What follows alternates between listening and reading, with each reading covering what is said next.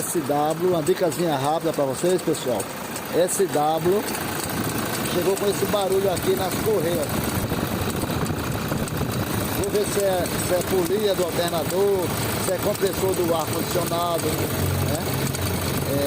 Se é algum rolamento desse da polia ou se é bomba d'água. E aí eu faço para vocês o que foi realmente. Pronto, o barulho é essa polia. Ela está deslizando e está fazendo esse barulho. Então esse vídeo de passo a passo da troca dela tem lá no canal. E posso até deixar o link para vocês. Então, trocamos a polia do alternador. Ó. O barulho parou. Certo? Se gosta de mecânica, segue o nosso canal que tem muita dica interessante. Valeu, abraço a todos. E referente a essa troca da polia também tem o passo a passo, como eu falei no início.